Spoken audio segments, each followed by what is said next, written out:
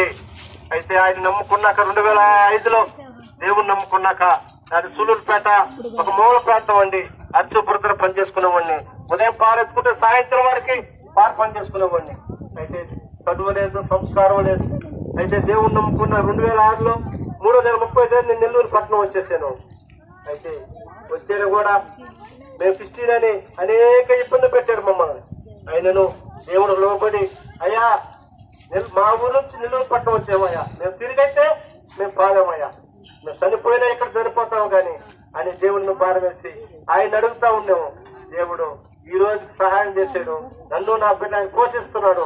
అయితే నాకు ఇచ్చిన పని చేసుకుంటూ నేను నా బిడ్డలు నాకు ఇచ్చిన మౌనాలు కూడా ఆయన సేవ చేస్తూ పోతా ఉన్నాం. అయితే చర్చి లేదు, ఇంకా అనేక మంది చర్చికి రండి అని కూడా చెప్పారు. అమ్మా ఎక్కడున్నా దేవుణ్ణి నమ్ముకోండి, ఆయన రాజ్యంలోకి మీరు ప్రవేశించండి. ఎక్కడ చర్చి ఉన్నా అక్కడ పోండి, మీరు మీ కుటుంబంలో ఆశీర్వించబడాలా. దేవుడు నాకు చేసిన మేలు మీకు చెప్తున్నా.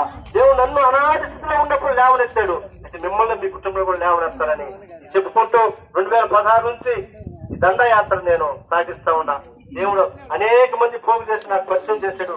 ఫస్ట్ అయితే 4 పత్రిక పంచుకుంటామండి.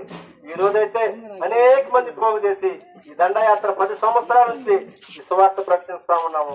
దేవుడు మమ్మల్ని మా కుటుంబం ఆశీర్వదించాడు, దీవించాడు. అయితే మిమ్మల్ని మీ కుటుంబం కూడా దేవుడు ఆశీర్వించి దీవించిన కాదు.